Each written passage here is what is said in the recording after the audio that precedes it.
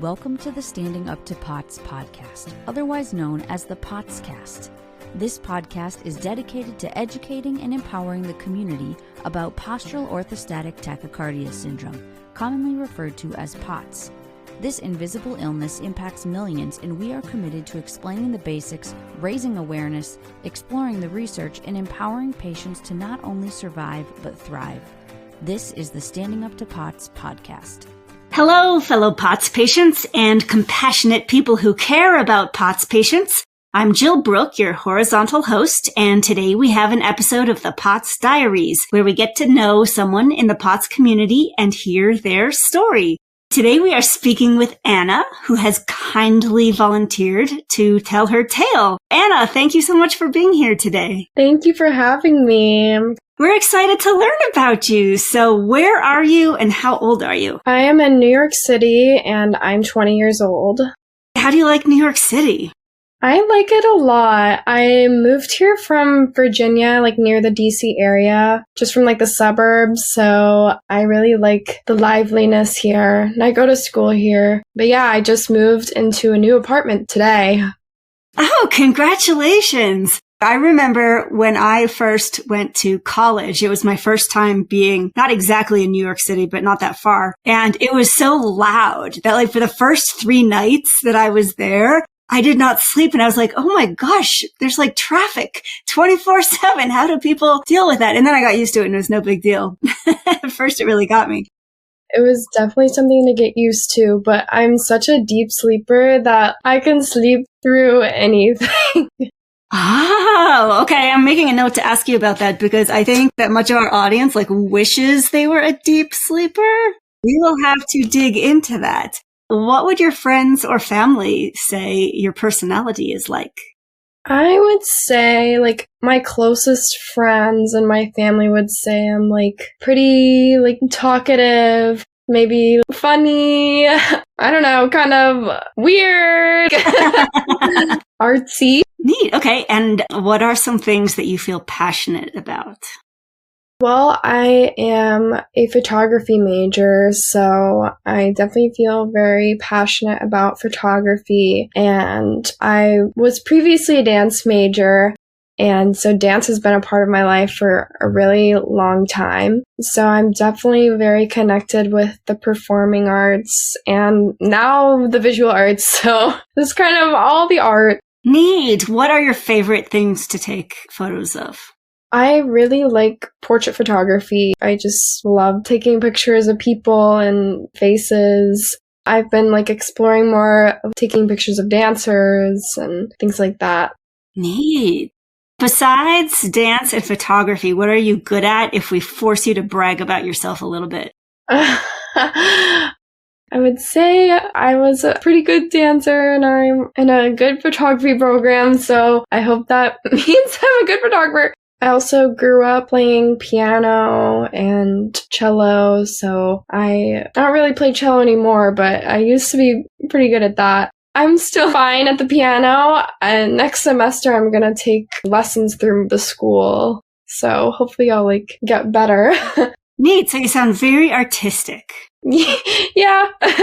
Yeah. I have to laugh. So I played cello in high school, and I think looking back, probably my earliest POTS symptom was sitting upright playing cello. Have you ever played the Pachelbel canon, for somebody's wedding or something? And I believe it's 64 times. It's the same dun, dun, dun, dun, dun, dun, dun, dun, 64 times. And I remember having a really hard time staying conscious for that and slowly melting. And there's the same thing over and over. At the time, I thought I was just bored and losing it, but that is now funny. But I apologize to the people whose wedding I did not make it all the way through. Did you have a life before POTS? And if so, can you give us a snapshot of that life? Yes, definitely. So just for some perspective, I got diagnosed with POTS in May of 2020. My whole life before that, I didn't really have like any major symptoms of POTS. I was very active growing up. At one point, I was in gymnastics, dance, soccer, volleyball all at the same time. And additionally, I was also in like Girl Scouts and piano. And then my activities, as I entered middle school, my activities kind of whittled down to like mainly just focusing on dance and music. And then high school, it was really just dance. So I would start to train many hours a week. In middle school, I danced like 10 to 20 hours a week. Got to leave school early for off-campus PE because of the amount of hours. What kinds of dance were your favorite? My favorite has always been contemporary. I enjoy ballet, and then I used to do a lot of jazz and some tap and hip hop as well, but those weren't my best styles, but I've definitely always like enjoyed all styles, mostly contemporary and modern. Okay, so it sounds like you were super busy, super active, doing everything, and what else? Right before high school, I moved to Virginia. I moved from Texas to Virginia. Oh. Right before high school. That's a big change. Yeah. And then during high school, I started dancing at a conservatory. So I was like dancing at much more of like a pre-professional level. Got exposed to like prominent choreographers, and parents were really encouraging of like consistent training. So that was just like my whole life outside of going to school was going to dance. I would say I'm like became a lot closer to my dance friends than my school friends. So I was just always going to class, rehearsing, performing constantly. And working toward a professional career in dance? Yes. Ever since I was little, there was like never a doubt in my mind that I wanted to be a dancer, even though the rigor of that career path really scared me and like how competitive it was. I just like knew there was nothing else that I wanted to do because it was just like so ingrained in my life. I loved it, even though it was hard. This is just hard to listen to because I'm bracing myself for you to tell me that you're not able to dance anymore. But let's go with what was your first sign that something was going on? It's interesting. So first, some background. I auditioned for a bunch of college dance programs, and I ended up getting into NYU to School of the Arts dance program. That's where I went, and that was my dream school. Really excited about that. Yeah, I was like very social at the beginning, and then like I felt myself getting better and like more confident in dancing. And then in October of my freshman year, which was in 2019, I got mono somehow. And I don't really know how, but I got mono, like not an uncommon thing for people to get when they enter college. But the only symptoms I had from that was like a sore throat for like a week. And then the most intense symptom was the fatigue. And I was just so fatigued and run down. So I started sleeping till the afternoon, like sleeping through my morning technique classes several times a week, which was really bad. I would sleep through my multiple alarms, through my roommate who slept above me, like getting ready to go to school and stuff. How many hours of sleep would you get?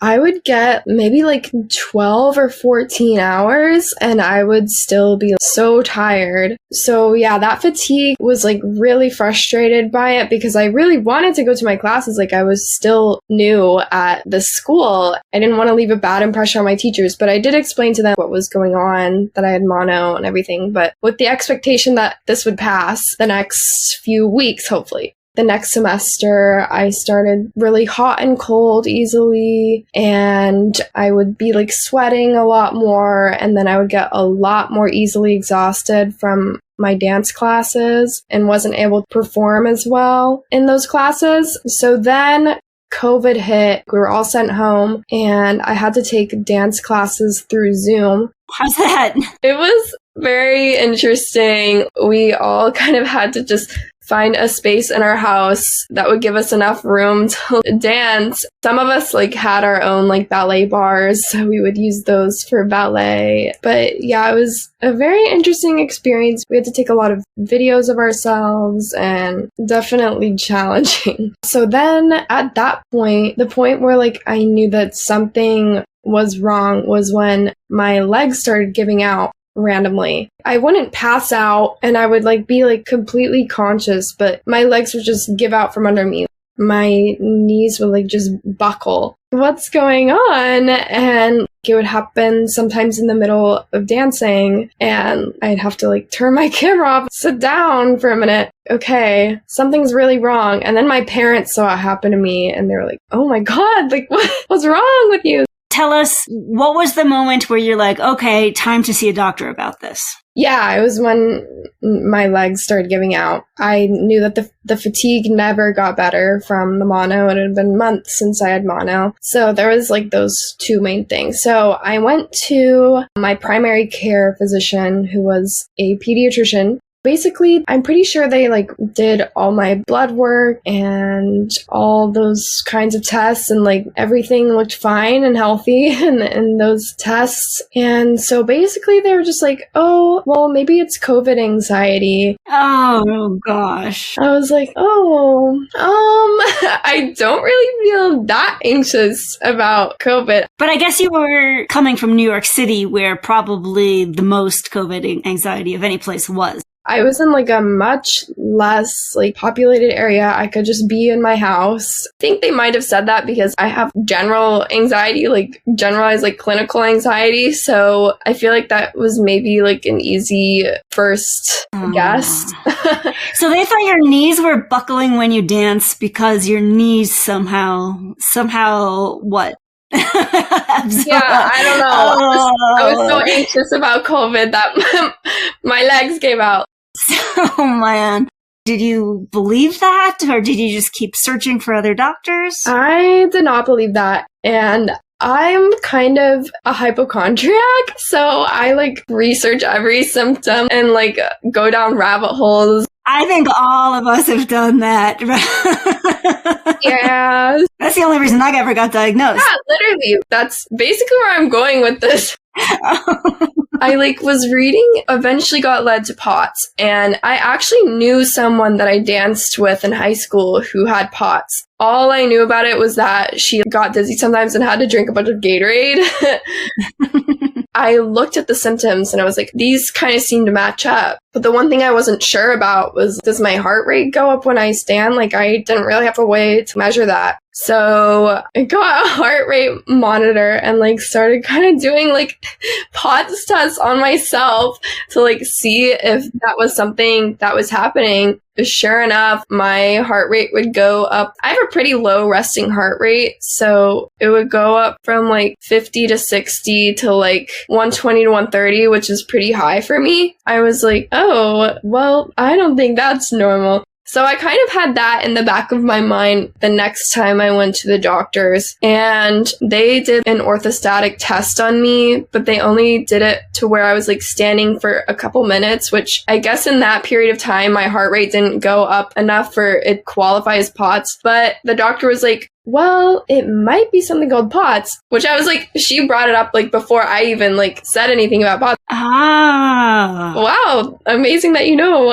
about that. So my pediatrician sent me to a cardiologist, and the first cardiologist I saw kind of did like an orthostat, like a really short orthostatic test on me. They saw that I was referred for like possible POTS, but she was like, that's an extreme diagnosis. Let's not go there yet. I don't think that you have that, but let's instead put a heart monitor on you for 2 months and monitor your heart activity. And I was like, oh, okay, which like, okay, but also these symptoms were like so debilitating that I needed a diagnosis. I needed treatment ASAP because I guess what a lot of doctors sometimes don't understand is that when you're a dancer, you can't just stop. When you're on like a pre-professional track, you can't just stop dancing and then wait for you to get better.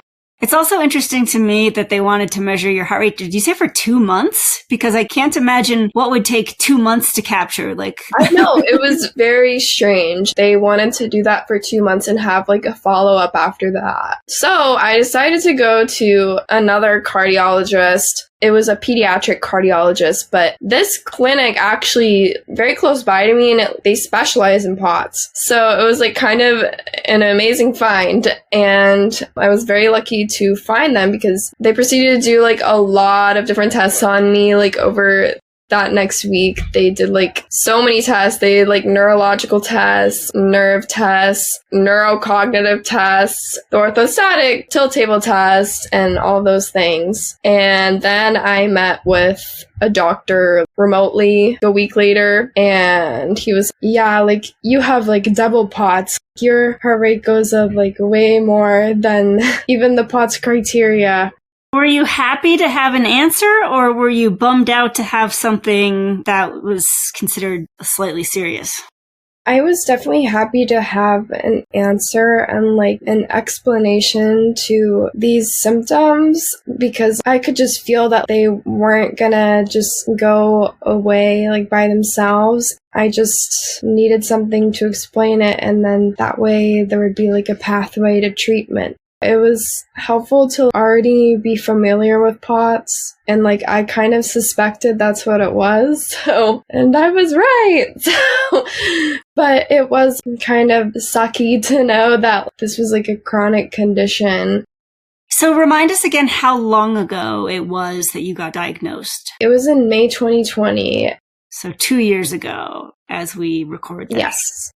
You've had 2 years now where you at least had a name for your problem. Did that lead to things that helped very much? Like, how much more functional are you now than you were then? I would say it's been like so up and down. It's kind of hard to like keep track in a linear way.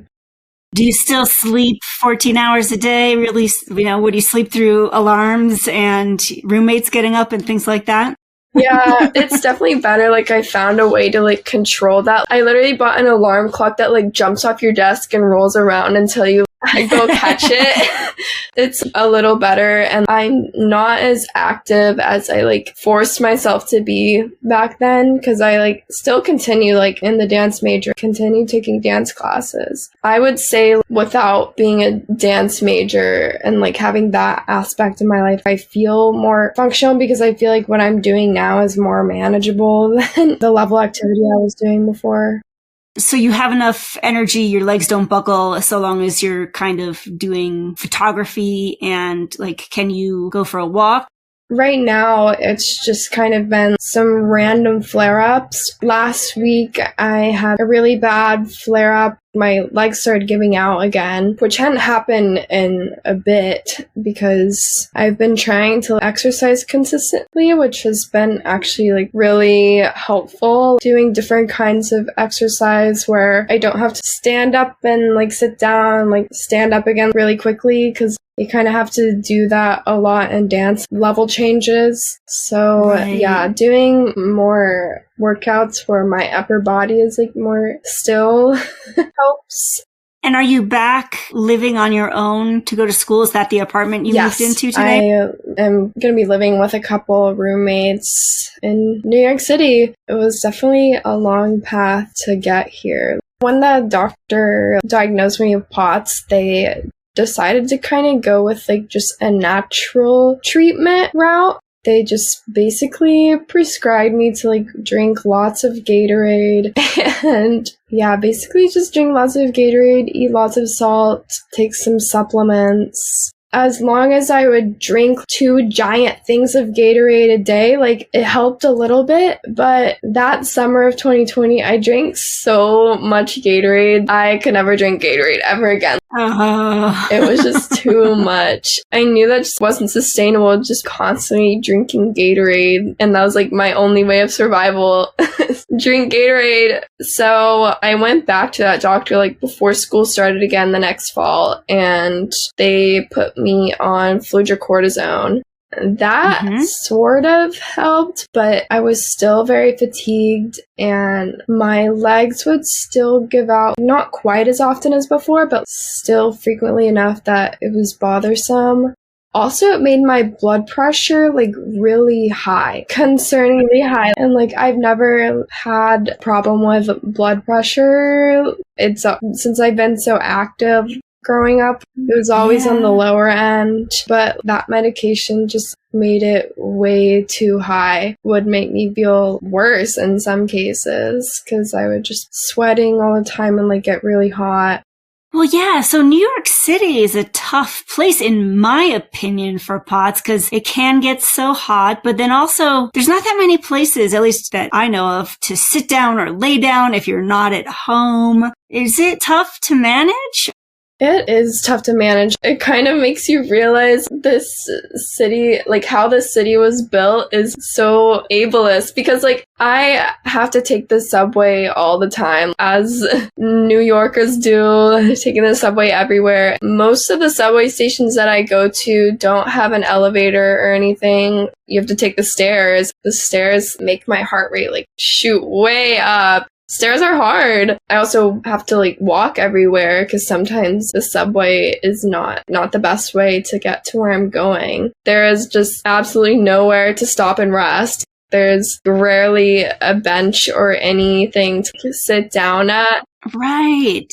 They work hard to make sure there's no place like that, I think, because no business wants a homeless person right in front of their property, right? I hate New York City. I mean, I love New York City, but I hate how if you have to sit down, it's on a gross sidewalk or yeah, I just had to squat sometimes when I literally can't stand for another second. Just have to go to a corner and squat or find a cafe and sit inside because there's been less and less benches. It can be very tough to get around. Ubers are really expensive, so can't really do that either. Tell me this, is there anything you wish you knew about POTS sooner that you know now?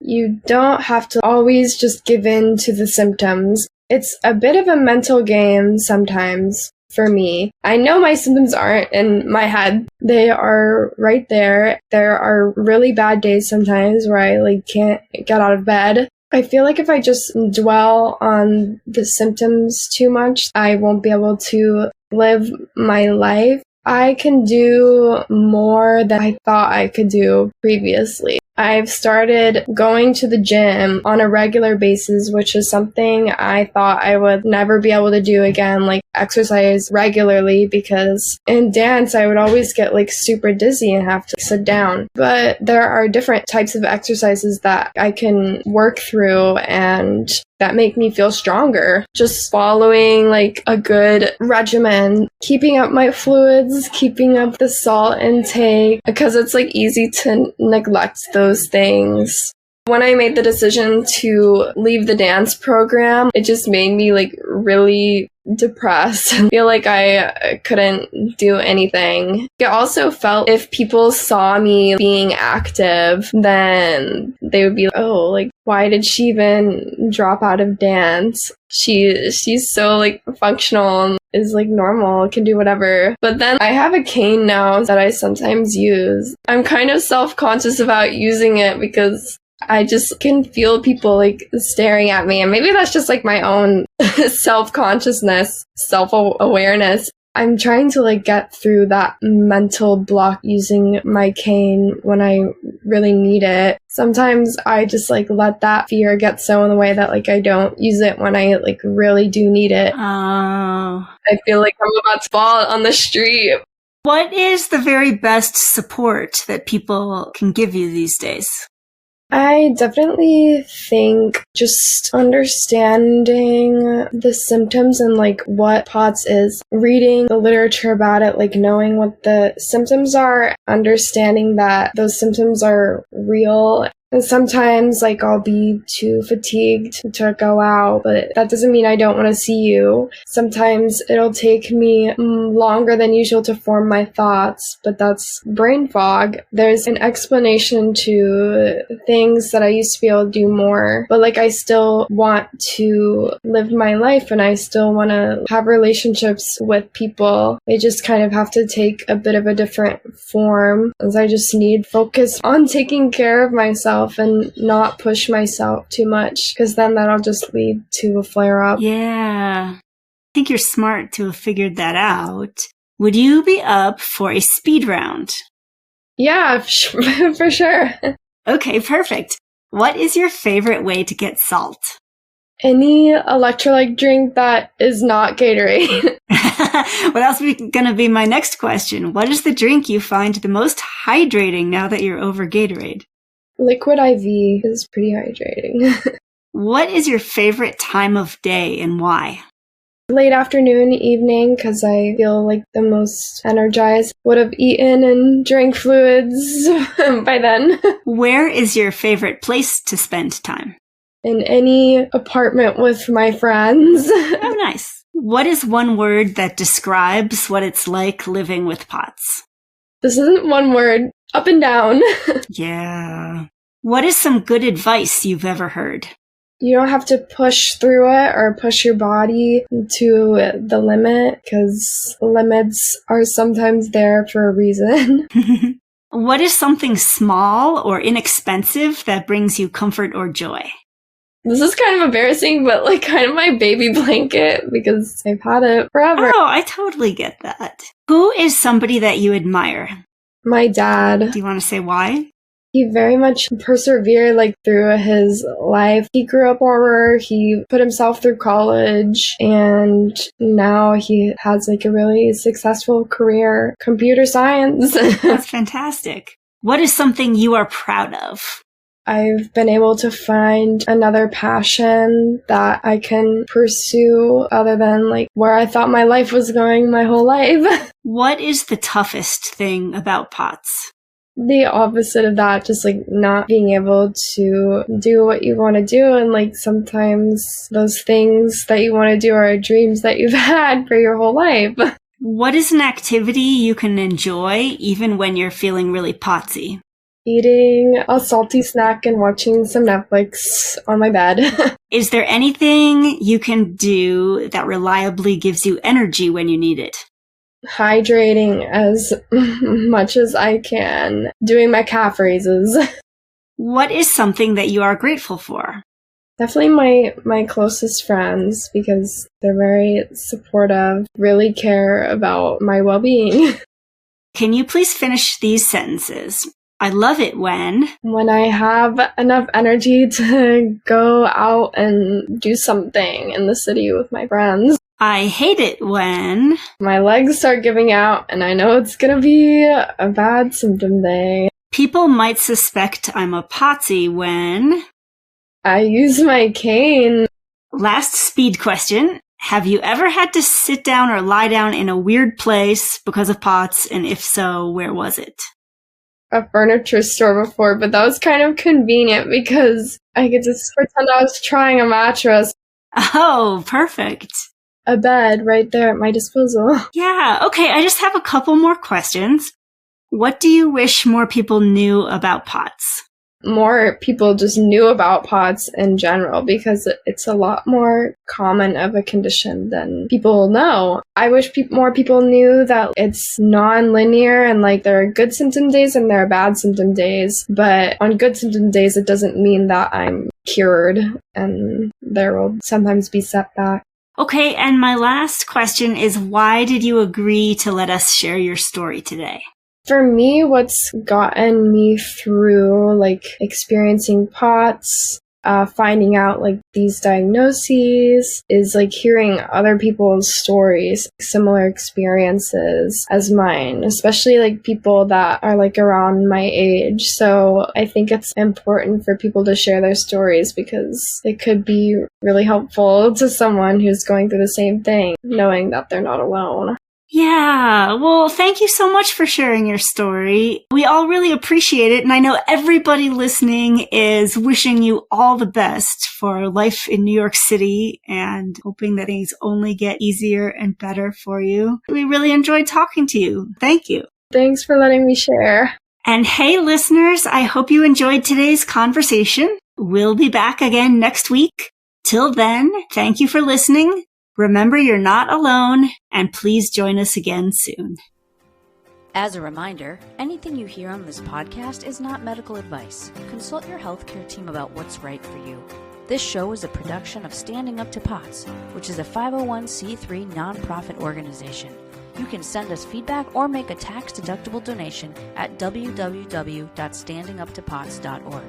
You can also engage with us on social media at the handle Standing Up to POTS. If you like what you heard today, please consider subscribing to our podcast and sharing it with your friends and family.